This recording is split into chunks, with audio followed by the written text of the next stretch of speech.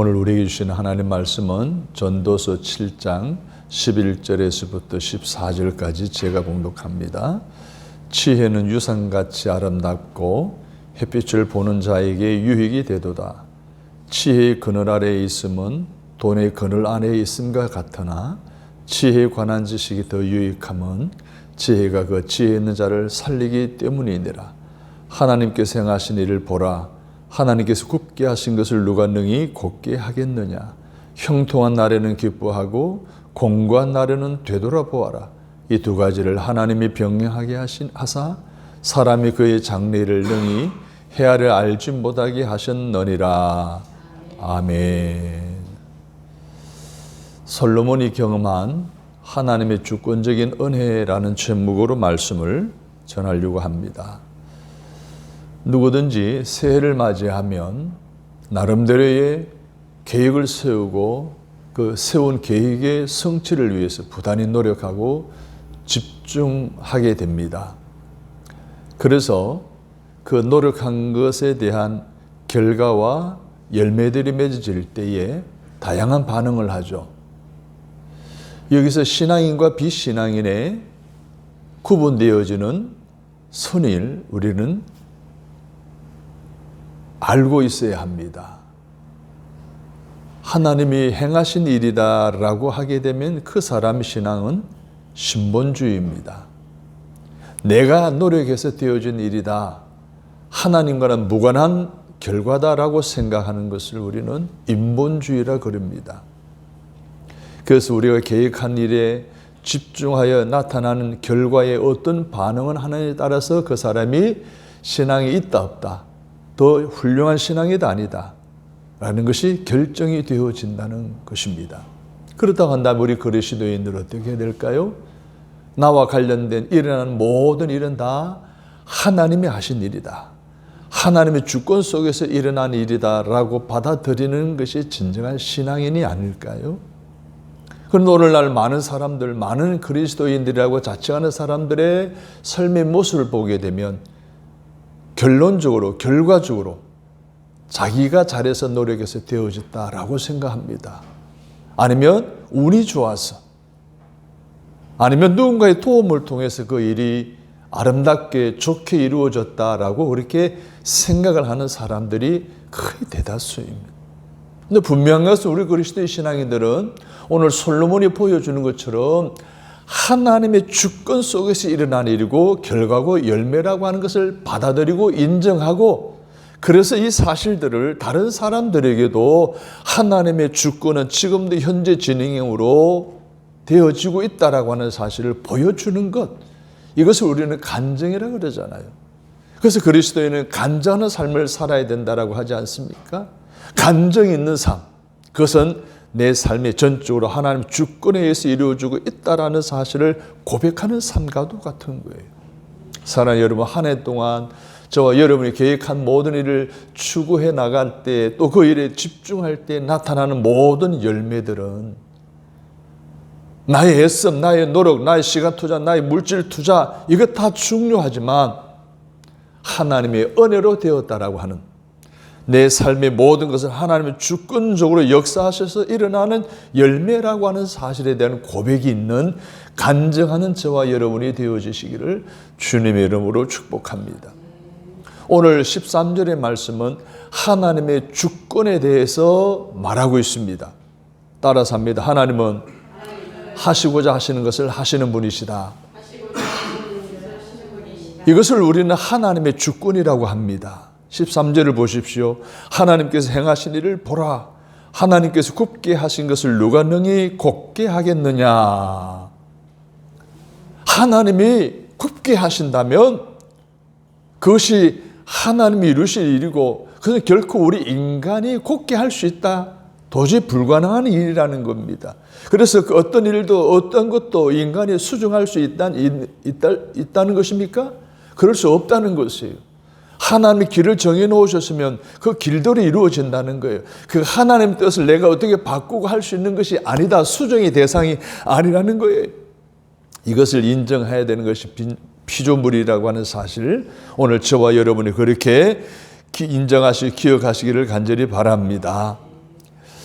오늘 본문의 말씀은 솔로몬의 간증입니다.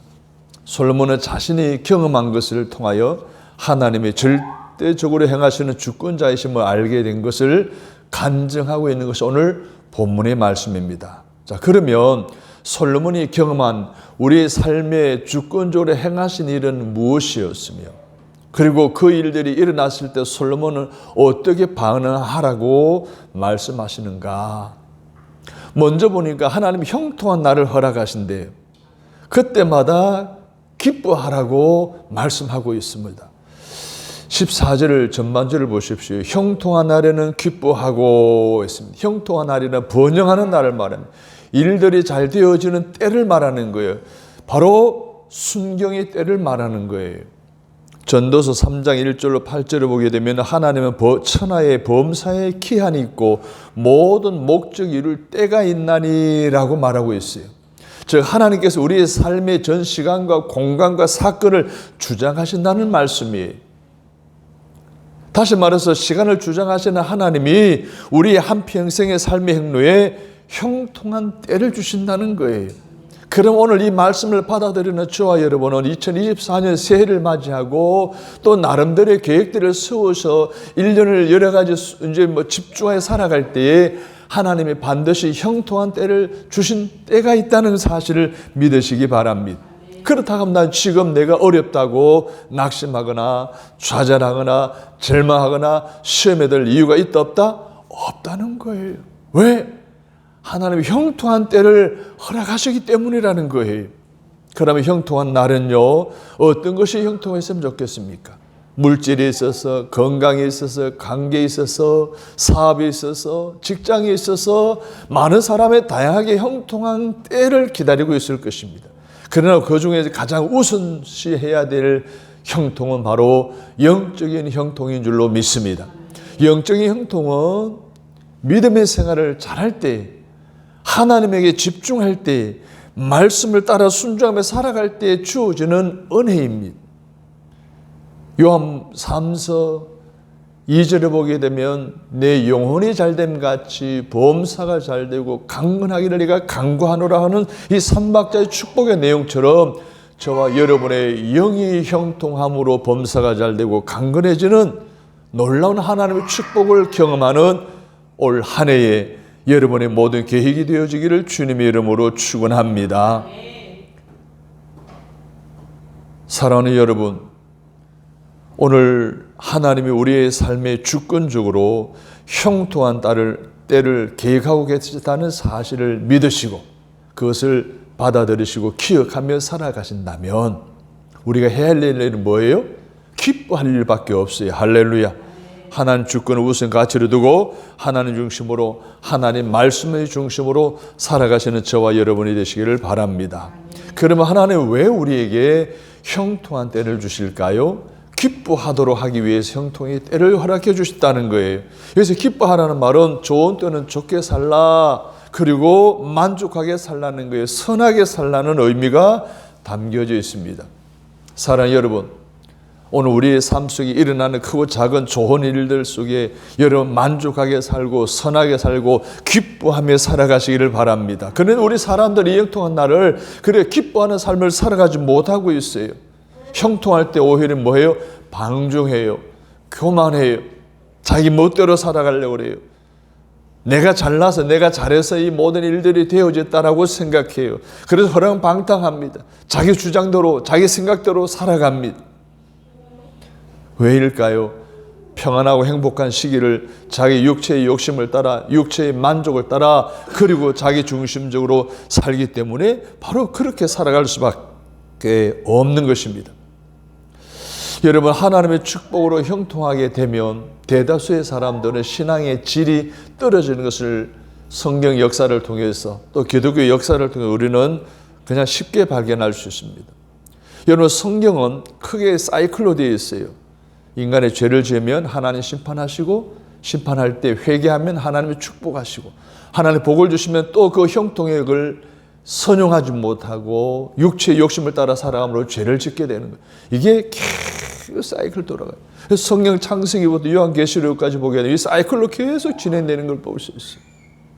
사랑 여러분, 이 성경에 그런 사이클로 기록되어진 이유가 있어요.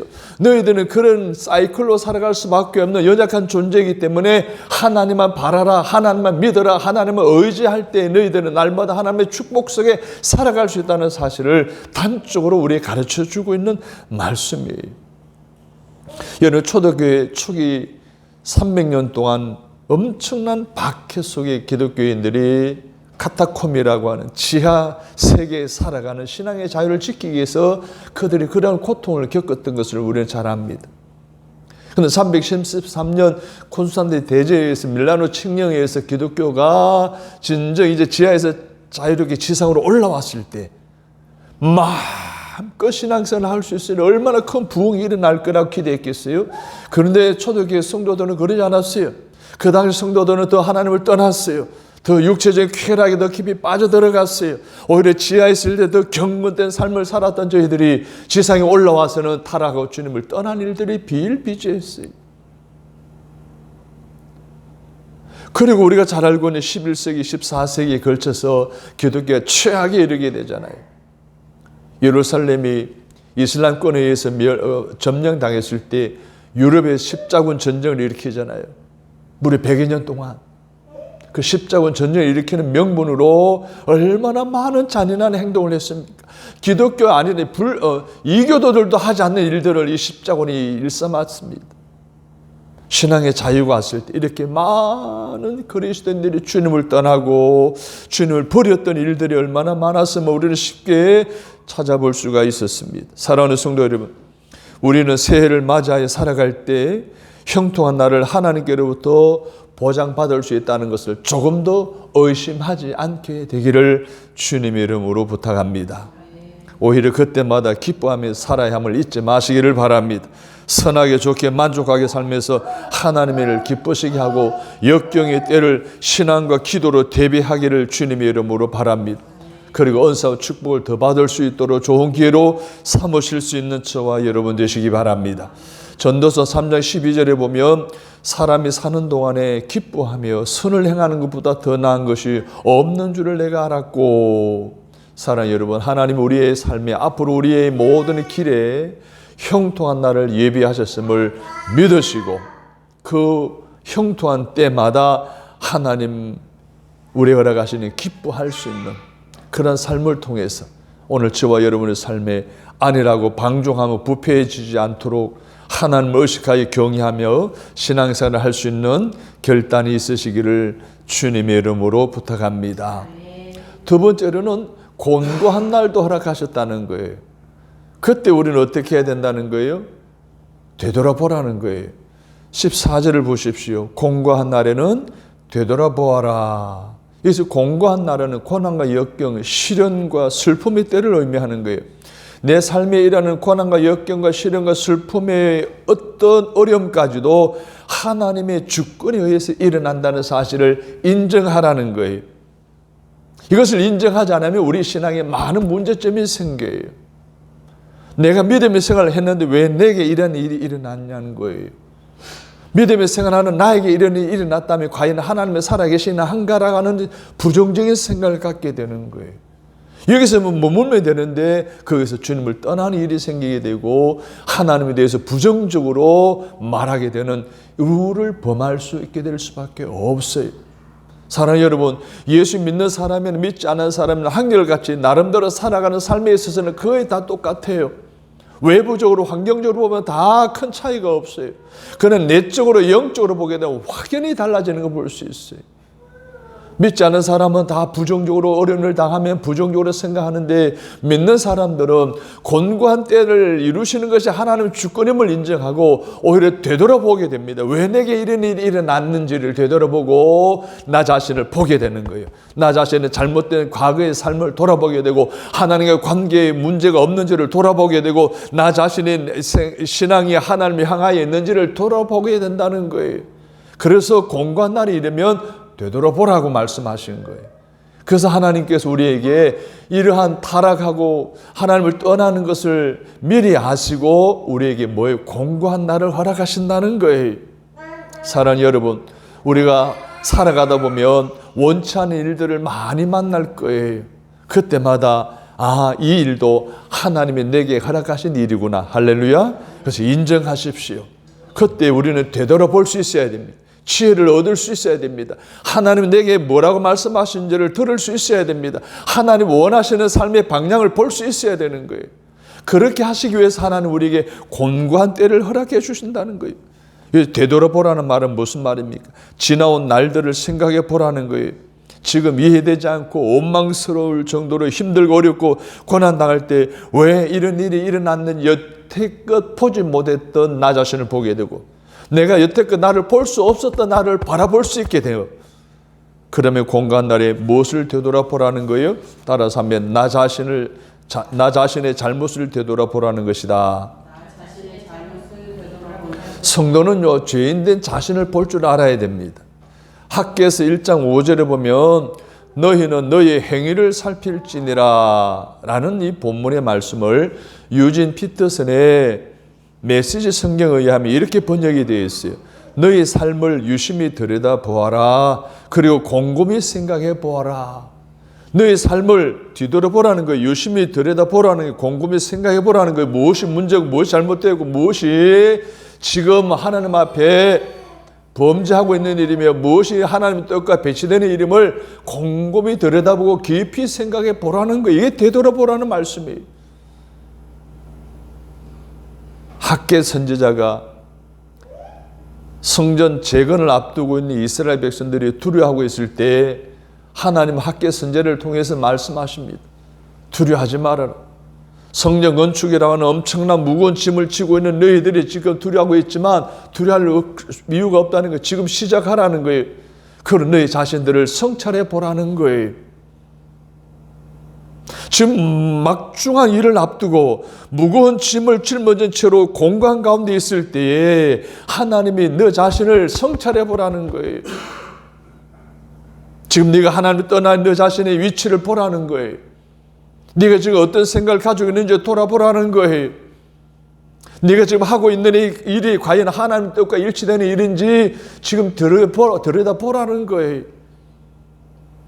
사랑하는 여러분, 오늘 우리에게 주어진 우리를 공고하게 하는 일이 우리 앞에 놓여 있다 할지라도 두려워하지 마시기를 바랍니다. 오히려 여러분이 여러분 자신을 들여다보고 여러분이 현 신앙의 영적인 현주소를 알아볼 수 있는 기회로 삼으실 수 있게 되기를 간절히 바랍니다. 비가 쏟아질 때에야 비로소 구멍난 지붕에 비가 새는 것을 알게 된다라고 말하지 않습니까? 공간 날이 오는 때에 내 자신은 어떤 문제에 구멍이 생겼는지를 알게 된다는 거예요. 사랑하는 여러분, 저와 여러분의 삶 속에 일어나는 내가 원하지도 않았는데 나 기대하지도 않았는데 이런 일이 일어나서는 안 되는 일을 당할 때 두려워하지 마시고 오히려 나 자신을 돌아보고 하나님의 뜻을 깨달아 알 수 있는 저와 여러분의 믿음의 삶의 결단이 있으시게 되기를 주님의 이름으로 축원합니다. 그래서 우리가 공고한 날을 만났을 때 자신의 무능을 보고 한계를 보고 부족을 보고 자신의 어리석음과 교만과 불신앙을 바라보게 되는 좋은 기회로 삼아라는 말씀으로 받으시기를 간절히 바랍니다. 두 번째로 공고함이 있을 때 뒤돌아보라는 것은 뭘 뒤돌아보라는 것이 아닙니까 하면 공고한 날이 지나면 반드시 형통한 날이 온다는 것을 보라는 거예요. 오늘 14절을 보십시오. 하나님께서 공고한 날과 형통한 날을 어떻게 하신다고? 병행하게 하신다라고 말하고 있어요. 사랑하는 여러분, 오늘 우리가 공고한 일을 당하게 되면 거기서 낙심하고 좌절할 이유가 없다는 거예요. 반드시 형통하게 하시는 날이 온다는 거예요. 지금 당하고 있는 고난은 반드시 선을 이루게 하시는 하나님의 축복을 바라보라는 신호인 것을 여러분이 기억하시기를 바랍니다. 우리가 알거니와 하나님을 사랑하는 자 곧 그 뜻대로 부르심을 입은 자들에게는 모든 것이 합력하여 선을 이루느니라 라고 말씀하셨습니다.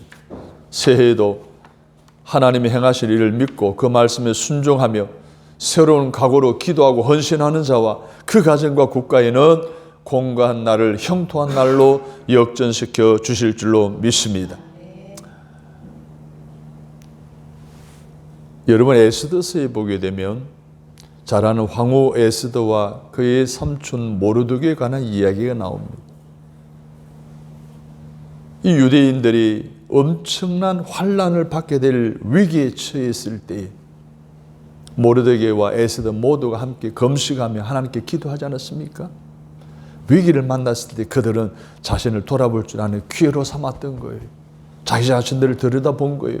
그래서 지금은 기도할 때이다라고, 지금은 하나님께 집중할 때이다라고 그렇게 결단했을 때에 하나님께서는 죽음의 날을 돌이켜 평안과 기쁨의 날이 되게 하시고 애통한 날이 변하여 길한 날이 되게 하시고 영광의 날로 역전시켜 주시는 것을 우리는 에스더서를 통해서 잘 알고 있습니다. 그럼 우리가 아무리 공고한 일을 당했다 할지라도 하나님이 행하신 일들에 관한 레마의 말씀을 굳게 믿고 경건하게 산다면 반드시 전화 이복이 여러분의 삶에 있게 하실 줄로 믿습니다. 두 번째로 공고한 날에는 주님을 바라보라는 거예요. 고난이 오고 괴로울 때 십자가의 주님을 바라보면서 임리하고 찾는다면 공고한 중에 더 큰 은혜를 받게 되고 자기 자신도 십자가를 당당히 걸을 수 있게 되는 건강한 신앙인이 되게 하실 줄로 믿으시기를 바랍니다. 히브리서 12장 2절에 보면 믿음의 주요 또 온전케 하시는 이인 예수를 바라보자. 저는 그의 앞에 있는 즐거움을 위하여 십자가를 참으사 부끄러움을 개의치 아니하시더니 하나님 보좌 우편에 앉으셨느니라. 우리가 예수를 바라보며 떠오르는 생각이 있습니다. 찬양이 있습니다. 괴로울 때 주님의 얼굴 보라. 평화의 주님 바라보아라. 세상에서 시달린 친구들아 위로의 주님 바라보아라. 눈을 들어 주를 보라. 내 모든 염려 주께 맡겨라. 슬플 때에 주 예수 얼굴 보라. 평화의 주님 한식 주리라. 아멘. 사랑하는 여러분, 원치 않는 공고한 일이 우리 앞에 닥쳐올 때에 더 이상 환경을 바라보지 마시고 주님만 바라볼 수 있는 저와 여러분 되시기를 바랍니다. 그래서 내게 공고한 날을 능히 극복하거나 뛰어넘거나 피해갈 수 있게 하시는 은혜의 자리에서 간증하며 살아가는 저와 여러분 되시기를 주님의 이름으로 축복합니다. 세 번째로 하나님 우리에게 솔로몬에게 장래일을 알지 못하게 하셨습니다. 그리고 하나님은 의지하라고 하셨습니다. 14절 후반절에 보시면 이 두 가지를 하나님이 병행하게 하사 사람이 그의 장래일을 능히 헤아려 알지 못하게 하셨느니라. 아멘. 즉 하나님은 장래일을 미래일을 알지 못하게 섭리하신 하나님이십니다. 왜 하나님이 장래일을 알지 못하게 하셨을까요? 결론적으로는 하나님 우리에게 유익함을 주시기 위해서 인간의 장래를 모르게 섭리하셨다는 거예요. 아니 목사님, 인간의 장래를 알게 이렇게 섭리하셨으면 우리가 더 유익되는 거 아니에요? 라고 질문할 수 있을 거예요. 근데 사실 그건 우리 인간의 질문이에요. 하나님께서 우리의 장래를 알지 못하게 하심으로 엄청난 큰 은혜를 주시고자 하는 계획이 있으시다는 거예요. 첫 번째로 하나님은 우리로 하여금 하나님만 의지하도록 하기 위해서 우리로 하여금 장래를 알지 못하게 하셨다는 거예요. 할렐루야. 여러분, 사람이 미래를 다 알아버리면 하나님을 예배하겠어요? 하나님께 기도하겠어요? 하나님께 소망을 두겠어요? 다 자기 힘으로 살아갑니다. 하나님을 의지하지 않게 됩니다. 결국 그 삶은 어떻게 됩니까? 계속해서 반복되는 고통의 연속 속에 살아갈 수밖에 없습니다. 여러분, 이스라엘 백성들이 광야에서 어떻게 살았습니까? 알 수 없는 삶 속에서 그들이 살았던 것은 온전히 하나님에 의해서 살지 않았습니까? 불기둥이 인도함을 따라, 구름기둥이 인도함을 따라, 만나를 주심을 따라, 반석의 샘물이 터지게 하심을 따라, 아니면 하나님의 놀라운 은혜로 모든 족속들의 전쟁까지도 다 물리쳐 주신 그 하나님, 전적으로 그들의 미래는 장래는 하나님에 의해서 이루어진다는 사실에 대한 확신을 가지고 있었기에 그들은 광야 같은 곳에서 광야의 축복을 받은 줄로 믿습니다. 오늘 저와 여러분들도 철저하게 하나님만 의지하고 믿음으로 다시 한 번 더 광야의 축복을 경험할 수 있게 되기를 바랍니다. 두 번째로는 사람들의 낙심과 절망과 불안을 방지하게 하십니다. 우리가 미래에 불행하게 될 일을 미리 안다면 어떤 일이 일어날까요? 그 사람의 좋은 일을 미리 안다면 오늘 우리 인간들의 삶에는 어떤 일이 일어날까요? 그 불안과 염려가 걱정 때문에 인간적인 지혜를 쓰게 되고 온갖 수단 방법을 다 동원하여 살아가지 않을까요? 그 헛된 수고의 결과는 여전히 낙심과 절망과 불안에서 우리는 자유롭지 못하게 할 것입니다. 사람들이 상대의 정보를 다 알게 된다라고 가정했을 때에 이 세상은 대혼돈이 일어날 겁니다. 상대의 정보에 대해 알게 되면 상대에 대해 사기를 치게 되고 상대를 속이게 되고 상대에 엄청난 피해를 줄 거예요. 그것만이 아니죠. 오늘 우리 그리스도인들이 예수님의 재림의 때를 엄청나게 기다리고 고대하고 있습니다. 그래서 많은 사람들이 이단들이 보게 되면 예수님이 언제 오신다 라더라라고 하는 예언을 하게 됩니다. 1992년 휴거날 이장림 목사의 거짓 휴거 때문에 우리나라가 얼마나 소용돌이 일어났습니까? 노스트라다무스의 예언서에 보게 되면 2024년에 큰 일이 일어날 것이라고 해요. 그래서 발빠르게 매스컴에서는 이거는 대만과 중국 전쟁을 두고 하는 이야기가 아니냐라는 이야기를 계속 하면서 사람들을 불안에 떨게 만들어요.